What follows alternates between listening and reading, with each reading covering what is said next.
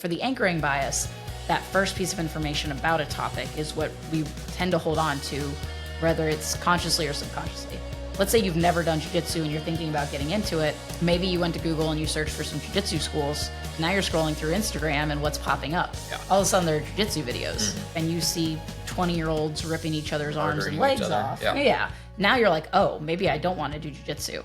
And 10 years down the road, when your friend's like, hey, I'm doing jiu-jitsu, it's a lot of fun, they're going to be like, no, you're going to get murdered.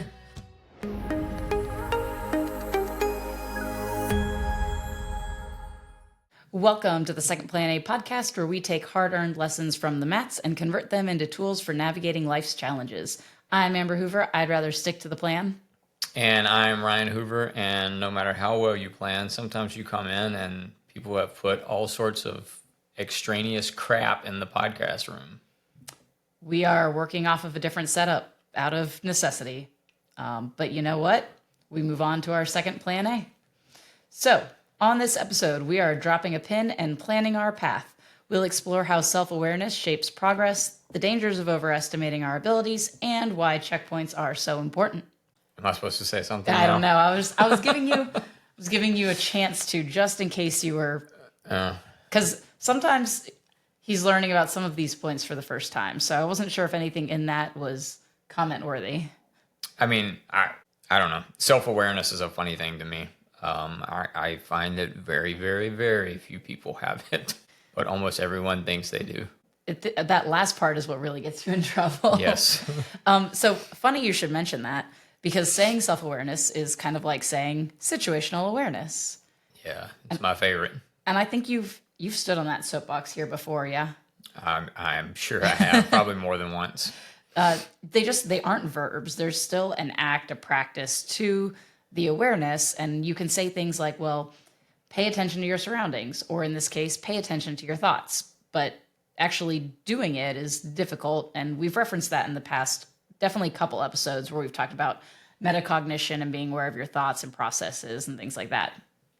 And typically for the self-awareness side of things, at least, this is where you insert things like meditation and journaling, which, as viewers might recall, in our brief stint with the game Planner Pass, those were hard passes for Ryan, not for him. But I do think this is actually a good place to insert jiu-jitsu and kickboxing and Krav Maga. Okay. Uh-oh. Look, it's like saying, you reference, pay attention to your thoughts. What does that mean? Yeah. Like, pay attention to your surroundings. Okay, what am I looking for? Am I looking for things that are supposed to be there, not supposed to be there? How do I know what's supposed to be there, what's not supposed to be there? Because if we're assuming that this is a space that is unfamiliar to me, because that's why I would have a heightened sense of situational awareness, then what should I be looking for?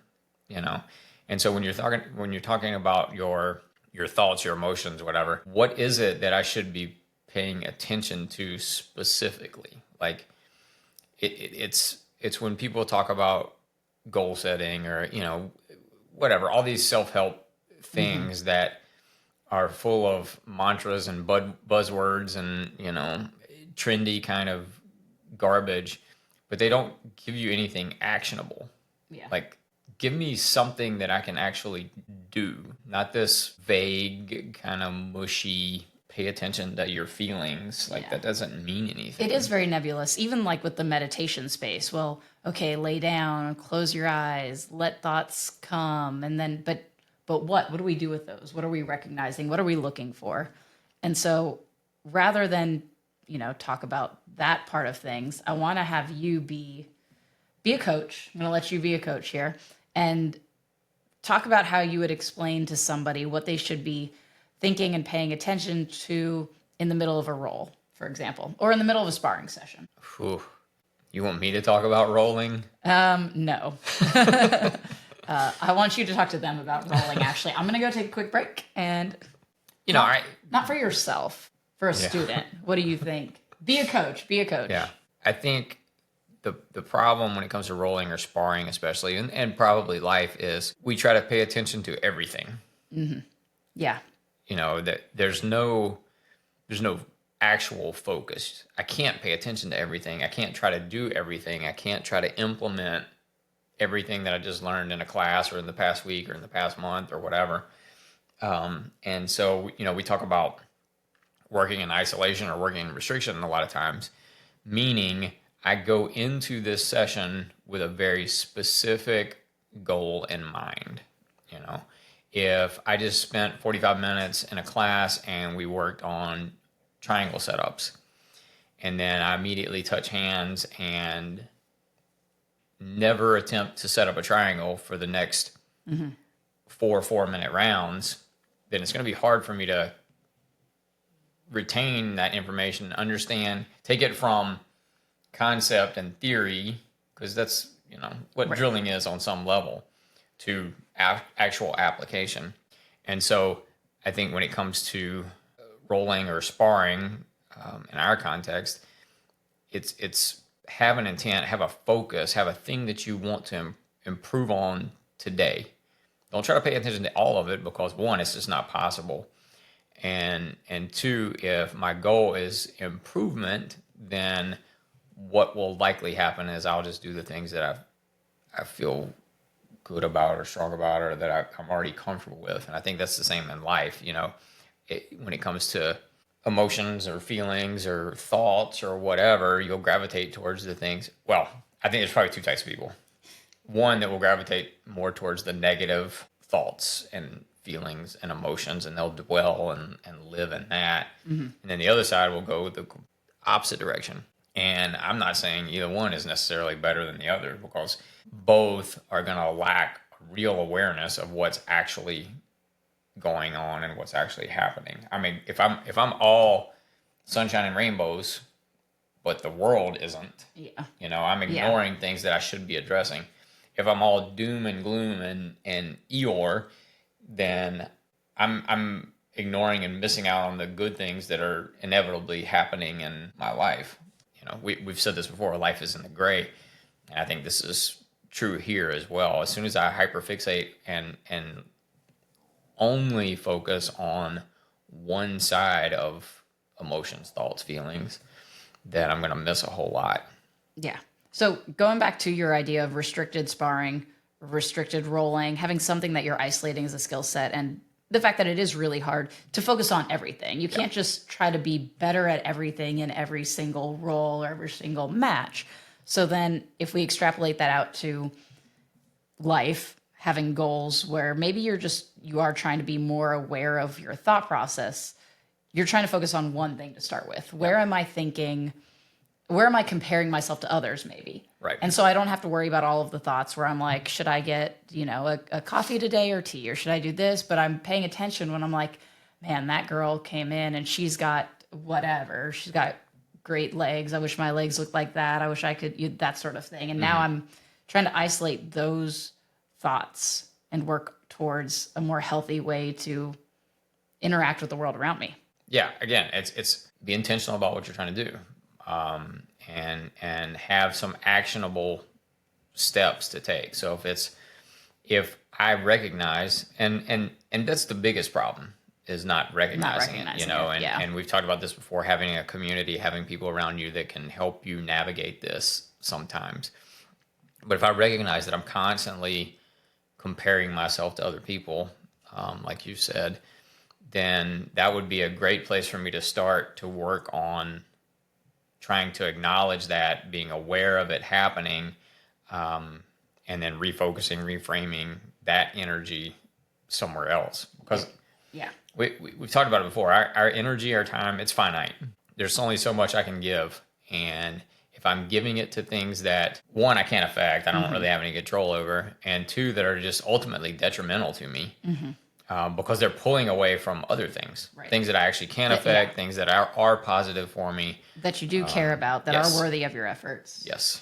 And I had a student in class just last night that the thing we were doing required like a little turn, and she was making a complete spin. And it looks very obvious to me as the coach, like I was moving this much, you're doing the full circle. Right. But she didn't really recognize it. And I had helped her a couple times and showed her a couple times. And then she did her next complete spin and she was like, oh, I'm doing a complete spin. And that was a step towards learning and understanding that awareness has to be the first step towards fixing it. And it's not going to be a quick fix. Okay, next time she goes the right way, but at least being cognizant that, oh, I'm spinning. Oh, I'm spinning. She's going to catch it. Yeah. Seth Godin tells a story in his book called Poke the Box. Seth Godin has an incredible lineup of books. You can go to secondplana.com and see the books that we referenced in our podcast there. But I'm going to try to link all the Seth Godins I can find. So Poke the Box is the one we're referring to now. And Seth Godin tells a story about a study led by scientist Dr. Jan Suman, where they anecdotally thought that people who are lost walk in circles, but it hadn't actually been studied.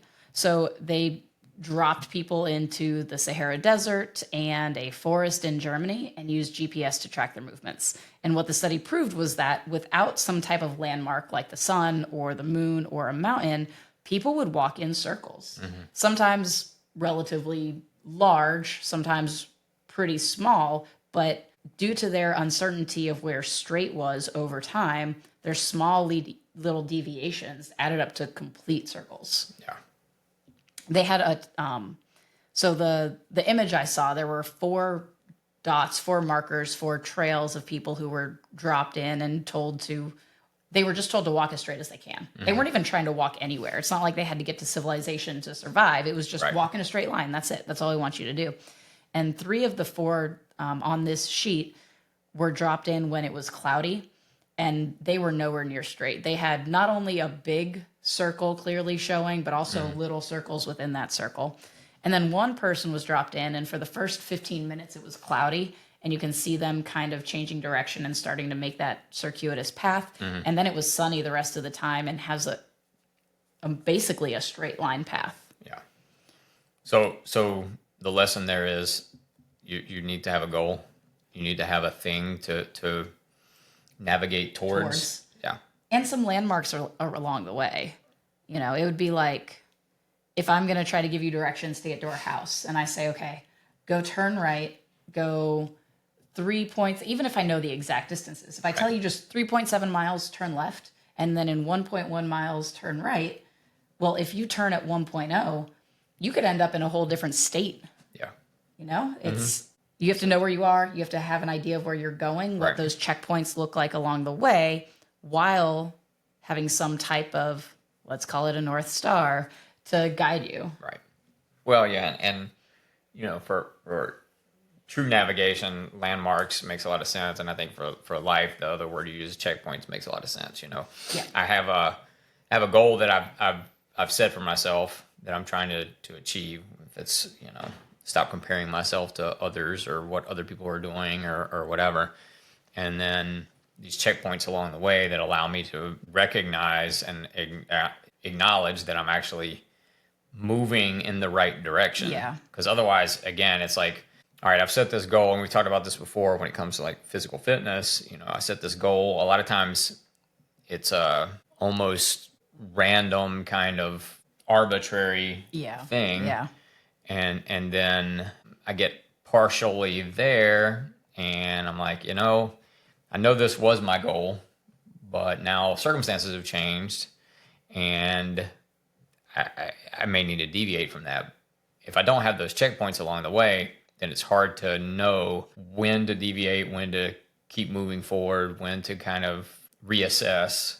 So having, and again, I think having people around you that can help with this is important. Because I know we're talking about self-awareness, but the reality is that's a super hard thing to do in all aspects of life. Yeah. You know, where some people may be super self-aware when it comes to their work or their physical fitness or their nutrition or whatever, it may be incredibly oblivious to their personal lives. Yeah. Well, and it's quantitative versus qualitative is so much more difficult. When you can put a number on it, when you see numbers on the scale, when you can see how many times you've been to the gym versus how is my mental health today? How have I been progressing? How is my relationship with my spouse, my kids, whatever, like what thoughts do I let invade my relationships? Those sorts of things are so much more difficult to quantify. Yeah. And I think as you go through that process, you'll get a better understanding of how healthy your relationships are as well. Because you need relationships where, one, people feel free to give you the feedback that you actually need Yeah. to achieve the things that you're trying to achieve, and two, that you are not taking it personally when that feedback is not what you want to hear. And I don't think it matters who you are. You know, nobody wants to hear from the people that are closest to them that they're not doing the right thing, Right. Yeah. especially if you think that you are. That's the hard part, because Yeah. that's the whole self-awareness part. If you believe, you think that you are doing things in a certain way, and somebody really close to you says, well, actually, I think it hits a lot harder. That's why people can a lot of times open up to somebody To that strangers. they barely know, Yeah. relative to somebody that's very close to them. Yeah. You know, that the person that they barely know, they're not going to have the same context, the same backstories, the same judgments, for lack of a better term. They're not going to put a spin on it based on what they know of you already. So yeah. And you might not ever see them again. You might not have ever seen them before. You're doing it online or whatever, and there's an anonymity to that makes it a little bit easier and safer. It's like people who post vulnerable things online. And look, part of our job includes that sort of thing, but the stakes are relatively low. Yeah. Like there are people online that are close to me that are going to see it, and they likely know about it, and I might have shared it with them. But the majority of people who are going to see that, their opinion isn't going to affect me. Yeah. Not directly. Not to the I can allow it to affect me, Sure. but it shouldn't. Yeah. When you make posts like that, though, you're looking for Yeah. some sort of, usually it's validation. Right. You Some know? kind of a response, and you've geared it to garner you that response. Right. Even if you're self-deprecating. Yes. You want people to say, "Oh no, but you were trying so hard, or you're doing so good," or whatever it is. Yes. Yeah. And I mean, it's a human condition, I think. I do think that social media exacerbates it to a degree, Right. because it's not just sometimes an instant gratification, but it can be from a lot of different places. You know, if I say something to you, I get your singular feedback, your singular thumbs up, high five, whatever. If I say it to the world, I might hear it from 30, 40 people, and I'm getting, these dopamine hits over and over and over again. And the problem with that is, especially when it comes to self-awareness, when people out in the ether don't have all the context, don't have all of the understanding of what's going on, then they may be unintentionally building up a thing that I'm trying to work on, Yeah. and I am getting validation where maybe I shouldn't be. So maybe that validation where it shouldn't be can lead us into the Dunning-Kruger effect, which, to my knowledge, I think we've probably danced around it. I don't think we've specifically said it and talked about it. We've probably mentioned imposter syndrome. But the Dunning-Kruger effect, as a brief definition, is your confidence not aligning with your actual competence. Yeah. And it works in two ways. You don't know what you're good at. You don't recognize your own talents. And while your competence is high, your confidence is low. And that's where we get imposter syndrome. And then, of course, the other side is maybe you picked up on something new pretty quickly, and you think you're better than you are, and so your confidence is really high, but your competence is actually really low. Yeah. My enunciation there was rough, but I think we got it. So social media can be a detriment to that. It can really guide you one way or the other. So if I go ahead and make a post on how I feel this imposter syndrome, and everybody says, "Oh no, you're great. You're fantastic," and it's people who don't really know me, don't really know my progression, don't really know what's going on, it throws me to the other side. Yeah. If I let it. Yes. A few years ago, I did a private lesson with, you were there. I did a private lesson with Bobby Tabata at his house. You shot some video, and I sent the video to somebody that we were working with at the time. And I told him, I said, "Look, there are going to be flashes of moments in this video where it's going to look like I know what the fuck I'm doing. I said, do not edit this video in a way that it makes it look like I am better than I am. Because it could have easily been done. Yep. And so if you think about that, and we've probably touched on this some, but if you think about that on when it comes to social media, people by and large are posting the best of what they have, the best of what they're doing, the best of what's happening to them in their lives, even if it's through a filter, even if it's through, multiple edits, multiple takes, Chat GPT wrote it for them, whatever it is, it's highly sanitized and aggrandized. And that can make all these things that we're talking about much more difficult when you're struggling with some self-awareness, because you start to think, well, everybody can do this. And so I think it's important to have a baseline of understanding when it comes to, and we've talked about this, the information that you're consuming. Right.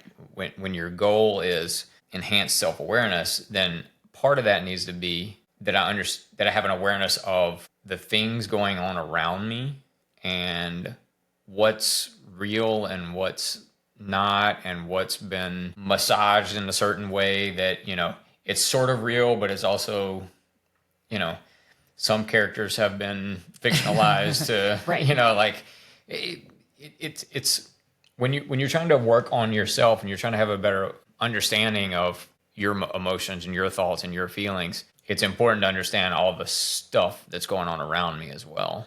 So can I tell you a lesson I learned from watching Quantico? I mean, you're going to anyway. Yeah, but okay, fine. So I'm not going to explain the show. Anyway, what I learned was information is only as good as its source.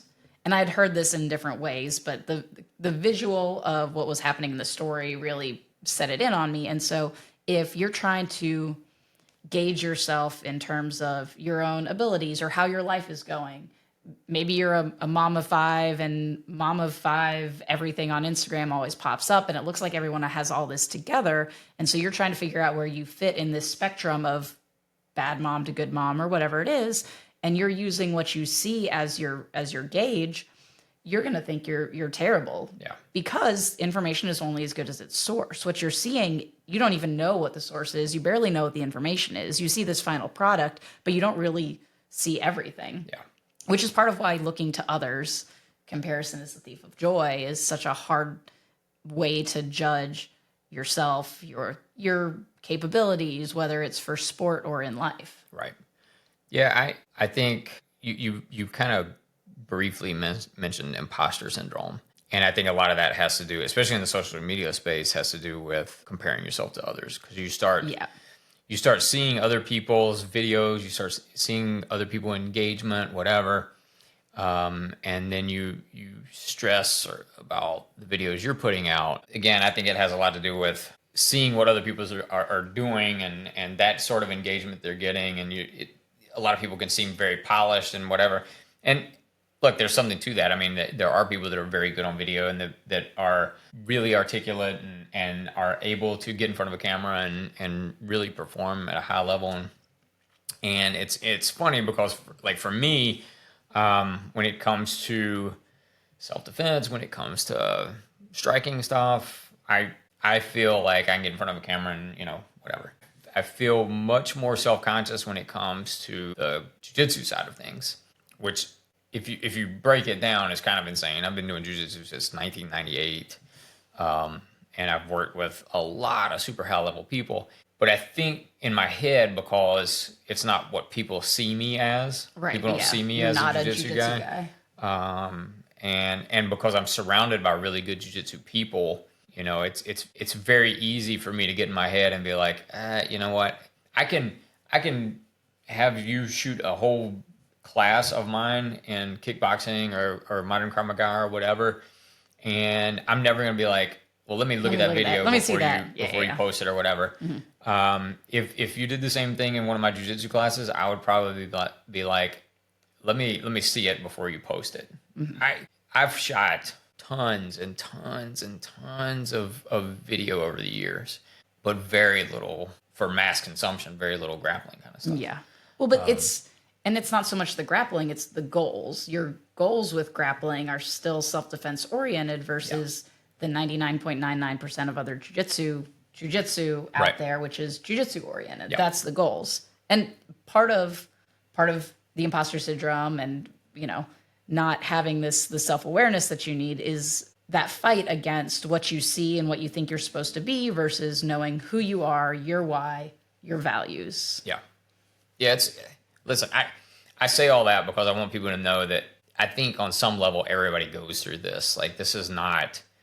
And you'd have to be very sociopathic, narcissistic. That's Well, I can't remember what those you're people supposed to definitely exist. Yeah. Yeah. I could name a few right now. Nuh-uh. Do it. Do it. I'll tag them. They know who they are.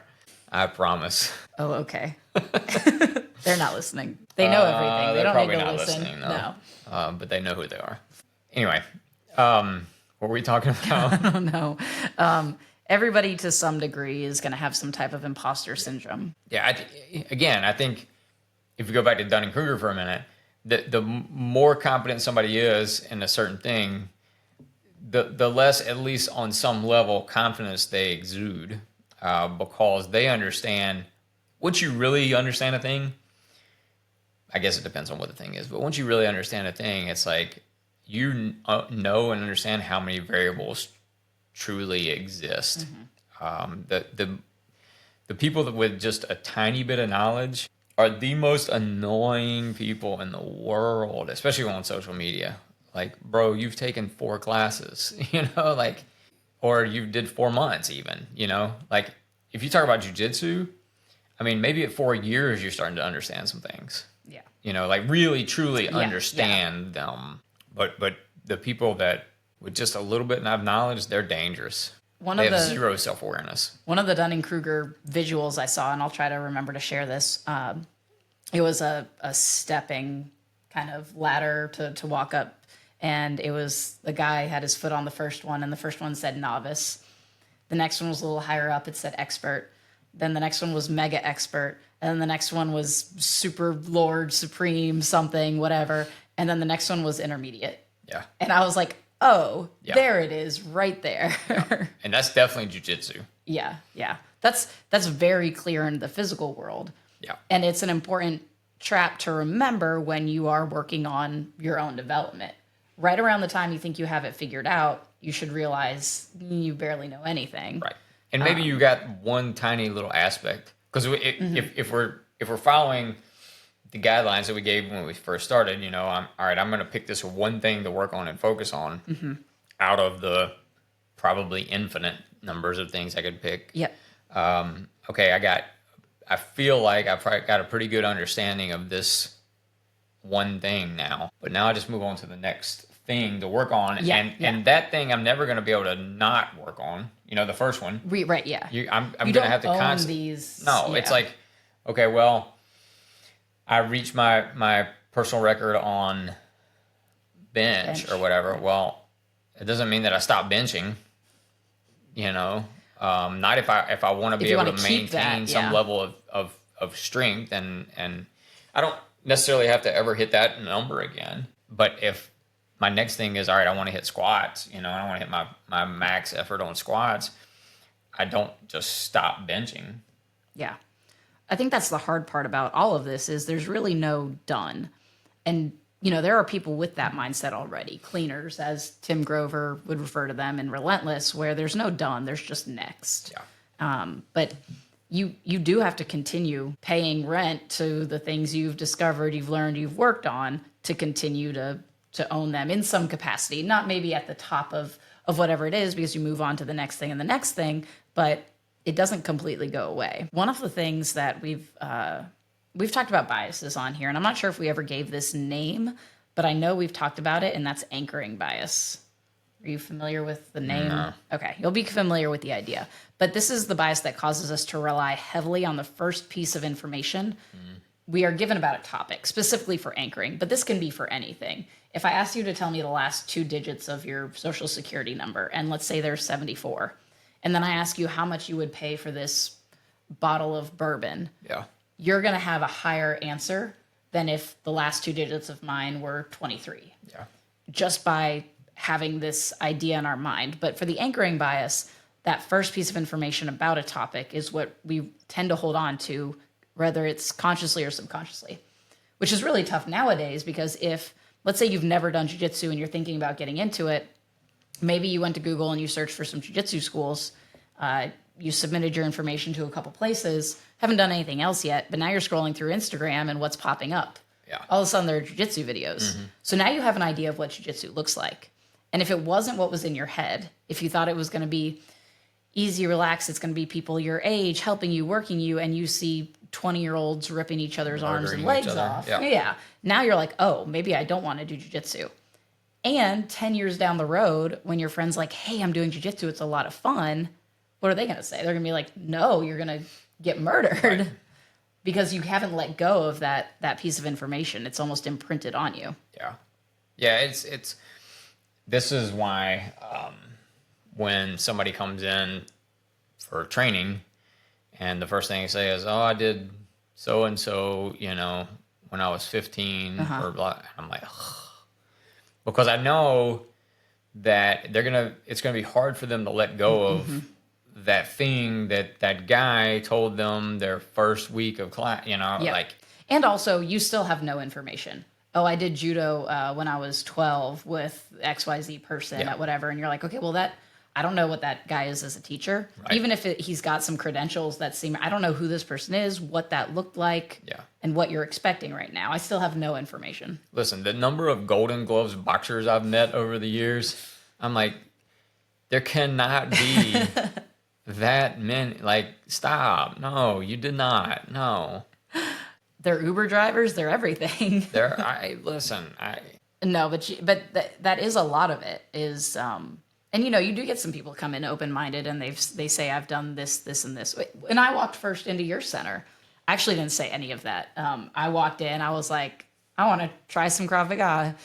And they were like, all right, well, you got to pay for some trial classes. And I was like, are you sure? Because I just need one. They're like, nope. I'm like, okay. And then I signed and took class and they were like, I think you've done this before. And I was like, a couple times. But I didn't say anything until asked. Yeah. Because I don't know what it looks like for you. I could have gone out there and done things and you guys could have been like, I don't know what you're doing, but that's not Krav Maga. Yeah, and I think the people that, again, this kind of goes back to the self-awareness, the people that are actually good, have good training behind them, they're the least likely to come in the door and start spouting off about all the things that they've done. They may say, yeah, I've trained a little bit here and there, something like that. Yeah. But they're not going to give me their bio. They're not going to give me their resume. They're humble about it, but it's not imposter syndrome. It's not where their competence is actually high, but their confidence is low. It's just... It's self-awareness. It's an yeah. awareness of, I understand that I have done these things, but in this context, it doesn't really matter. And I don't know how these people train. I don't know what their systems are like. I would rather get out there, touch hands, and let my skills speak for me. Them. Yeah. There's a Charles Darwin quote: "Ignorance more frequently begets confidence than does knowledge." Yeah. And that's what we see reflected a lot from a physical skill point side in the centers. Yeah. And it's all over social media. That for sure. It lives and breathes there. Well, and this is what concerns me. I mean, both of us aren't really a fan of the life coach idea and term, but why do you have such confidence that you're willing to coach somebody in their life? Yeah, that concerns me. That type of confidence concerns me. Yeah. Well, and again, it's such a vague, nebulous kind of thing. Okay, I'm a personal trainer. All right, cool. I know that I can look and see you have this certification, you put in this amount of time, you look like you should be a personal trainer. But the idea of life coach is just and I'm not saying that there aren't good ones out there. For sure not. Honestly, I don't really know. I'm sure there are, but it's seemingly such a vague, nebulous kind of idea that you could do or say anything Yeah. Yeah. and have no real qualifications other than you have also lived. You know, I mean, I do private lessons, and a Full-time lot of life my private survivors. lessons, you know, on some level become therapy sessions, and I am very quick to let people know that I will be a sounding board. Like, you can say whatever you want, Yeah. but I'm not offering up advice if it's not something that I don't have extreme knowledge and understanding in. And even then, depending on what it is and who you are, I still might not say anything, because that's not what you're paying me for. No. And it's not about the money. It's about having a self-awareness of, this is what I'm really good at. This is This my is, road, yes. my path. Yeah. I can put you in contact with some people that probably can help you with what we're talking about, but that's not what I am here for. Yeah. You know, and when we talk about advice, when it comes to social media, and this I thought about this a minute ago, and then I kind of we deviated a little bit because of the idea of comparing ourselves to others, and, you know, seeing what's out there and whatnot, and, you know, getting those dopamine hits, and then but then also if somebody says something negative, or they make a negative post about me or in regards to me, or Yeah. you know, whatever. And it took me a long time to get here, and I probably fall back every now and then, but generally, if it's somebody commenting that I wouldn't take advice from, I'm not going to let their negative. I wouldn't take advice from them either, because I don't know them. You know. Yeah. So if I wouldn't give any weight to their advice because I don't know them, why would I give weight to their negative comment for the same For reasons? the same thing. Yeah. Or I do know them and I wouldn't take their advice because I know, I know them. them. And so why would I give any kind of validation to their negative comments Yeah. towards me as well? Yeah. You know, and again, that's having a self-awareness of who is valuable in my space and who is not, you know, and are they truly trying to help me? You know, what is this feedback that I'm getting from this person? One, would I take advice from them? And two, is it somebody that actually cares about me and my well-being? If it's not, who gives a shit what they say? Well, and for both of those are what you're talking about on social media comments, and the life mentor, life coach rabbit hole that we went down. Just because something is true for you or worked for you or is valid for you often doesn't have anything to do with me. No. And so how can I trust, accept what you're saying when you don't know my life? Right. Well, and I mean, on the side of the person giving advice, for lack of a better term, I could frame it that way. I could say, well, what has worked for me, Right, yeah. is, but if I just say, well, this is what you should do, Right. Yeah. you know, and I'm wholly basing it on My what I have experience, done, yeah. you know, Yeah. I think that's dangerous. That's true. I do think the more it's an experiment, the healthier it is in terms of advice or coaching or Right, whatever. because then I'm being honest about where this information is coming from, and letting you decide what to do with it. I'm not telling you what to do. I'm telling you, this is what I have done, and I had success with it or I didn't, you know, and then you can take that information and do what you want to with it. There's this honesty has come up as a theme. Humility has come up with a theme. And all of that trumps the confidence, competence fight that we're trying to figure out in our lives and our self-awareness and our progressions. It's understanding who you are, your why, your values, having people around you that are effectively communicating, and having some open-mindedness to that. Yeah. Yeah. If you don't, we kind of began talking about like the idea of, if I don't know where I am and I don't know where I'm going, then there's no progress to be made. Yep. And so if I'm not starting from a place of honesty and having an understanding of who's for me, who's against me, you know, what I'm trying to accomplish, that kind of stuff, then it's all just going to be, we're going to walk in circles. Yep. You know? Yeah, because there's no goals and Right. Yeah. There's no direction. There's no navigation. There's no landmarks. There's no checkpoints. There's none of that stuff. it's like when we have people, or when I have people at least, that have nutrition goals. And we've touched on this, but the very first thing I have them do is 2 weeks of diet journaling. You Yeah. know, what do you consume for the next 2 weeks? Don't make changes. What are you consuming? Because until we know, like Yeah. I can What look at average somebody and looks say, like. well, you know, you're probably 20, 30 pounds overweight, but I don't know why that's happening. Yeah. If you came back to me 2 weeks later and your diet journal was honest and it was true, and I'm looking at it and you're 80% clean, 20%, you know, whatever, then you probably need to go have some blood work done. You know, there may be some hormone issues, or there may be something going on that just nutrition's not going to change. But until we know where you are, Are. Yeah. you're not going to get where you want to go. People like to skip that step too, but you, what I do with the kids at the gym is I ask them how to get to the center. How do you get to the center? And they'll start telling me things, and I'm like, that's not true. That's not true. They're like, yes, it is. We do this, this, and this. And I'm like, I didn't tell you where you were starting. Yeah. If you don't know where you're starting, you're not going to have an understanding of how to reach that goal, and you might not ever reach it. Yeah. And there's steps along the way. You know? missed those out Everybody too, wants yeah. There's a video that I just saw recently, and I've seen it pop up a couple times. And this doesn't exactly illustrate what I'm trying to get to, but it's a good visual nonetheless. It's two kids, and they each have a bucket, and moving away from the bucket Oh yeah, I is a saw row this. of balls. Yeah. And so they have a race, and one kid immediately goes to the first ball, grabs it, put it in his bucket, goes to the second ball, grabs it, puts it in his bucket, and so forth. The other kid goes all the way to the end Yep. and grabs it and puts it in his bucket. And it looks like, you know, the kid that started close is going to get, Yeah.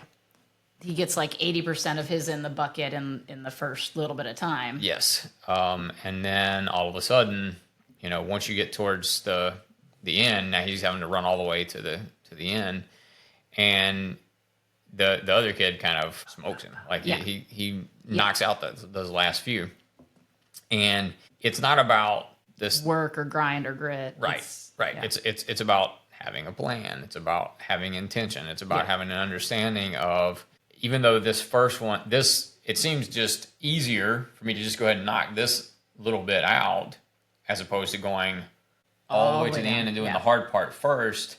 The reality is doing the hard part first sometimes is what makes it easier on the back end. When we talk about that in productivity lessons and stuff, eating the frog first thing, typically your bigger, denser, heavier, harder projects and things need to get done in the beginning of the day while you still have that mental fortitude. Yeah. And it's the same idea there in a very physical way. Right now you have the energy to sprint all the way down to the end. Right. And when you're more tired near the end, it's going to be easier to push with that last little bit. Yep.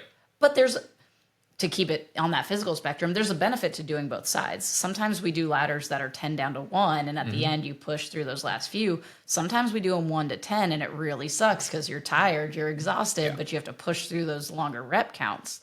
And Well, then and that's yes, it's physical, but that's a lot of that's mental. mental, emotional toughness Yep. kind of stuff there too. You know, when on one side it's a lot easier to see the end, you know, Yeah. the other side it's like, man, I'm never going to get there. Mm-hmm. And so the emotional toughness side of it really starts to play a much bigger role then.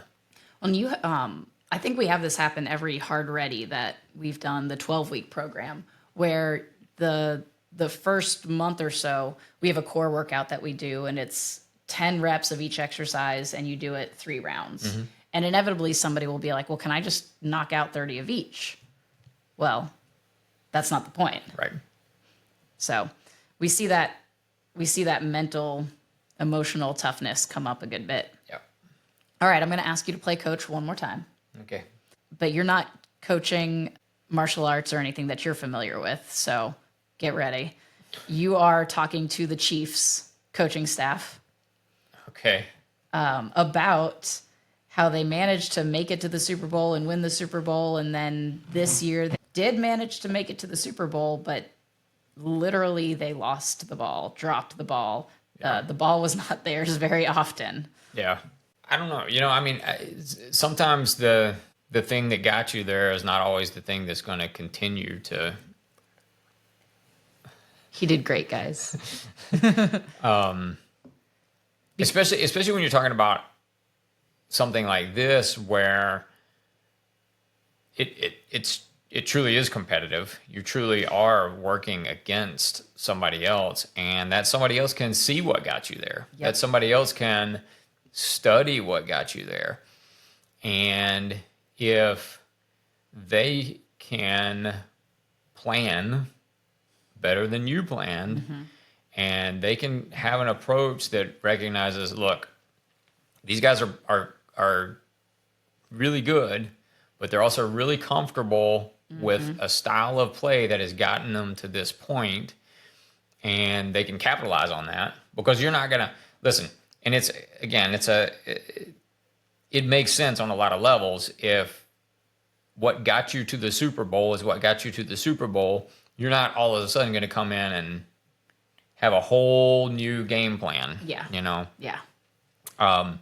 However, when you are wholly married to a game plan and everything around you is telling you it's not working, you need to be self-aware enough and good enough to change the plan. And I think, obviously Andy Reid is a tremendous coach, great coach, and he's got a lot of great players. And on some level, I think they probably thought, no matter how far we get down, we just do what we've always done, and we'll come out on top. And at no point, or maybe there was, but it didn't manifest. But it didn't seem like at any point did anybody think, we need to change this. We need to switch things up. Pivot We need now. to, yes. Yeah. And again, I'm not saying, I'm not coming at this like, well, what they should have done was, or all you have to do is. Well, and we have no idea what went down and what was going on, but just as a general, here's what we could observe from here. So how do we use this as lessons for our own life? What gets you there once doesn't always get you there again. Yeah. And I mean, if you look at, and look, I'm definitely not a football aficionado, but I think a big piece of what got Philadelphia to where they were was Saquon Barkley's running. Well, he did not have a good game at all. And especially for him, he barely got the yards. Yeah, he did not have a good game. I mean, he led the league in rushing and did not have a good Super Bowl at all. And Mahomes had more Philadelphia rushing yards. still, I mean, truly they ran away with it. The final score doesn't really reflect the domination that happened on the field. For sure. But that's a good example of, and I don't know what Philadelphia's plan was, but I would imagine that they planned on Saquon Barkley getting a lot of yardage. Yeah. But they didn't need it.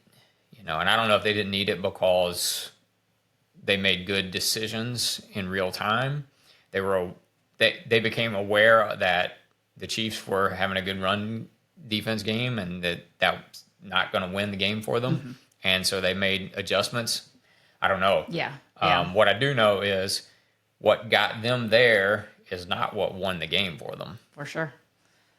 I think for me, the takeaway too was that very few things in life, at least that matter, can truly be templated or turnkey. You can't expect to just, okay, this is the template that worked for us, and we're just gonna dig down on it. And if we follow these steps and this order and this process, this is how we're gonna get there. Yeah. And again, maybe it works once, but to get you from where you started to where you are right now isn't necessarily what's going to get you from where you are now to your next step. And if you don't know where you started, if you don't have your checkpoints along the way, you're going to miss all of that, and you're going to keep doubling down on what you think is working when it's not.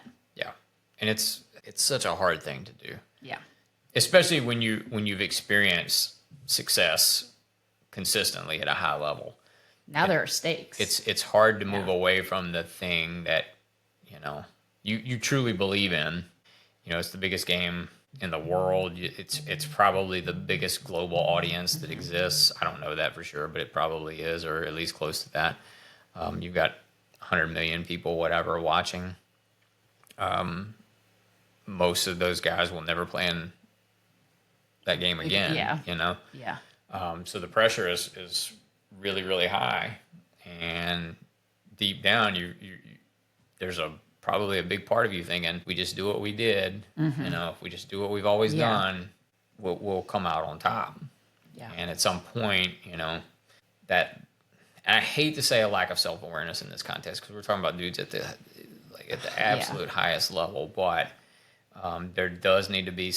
Again, I think on the Eagles side, there was somebody, I don't know if it's Sirianno, the head coach, or who, but somebody is like, look, the run game's not going to do it for us today, you know?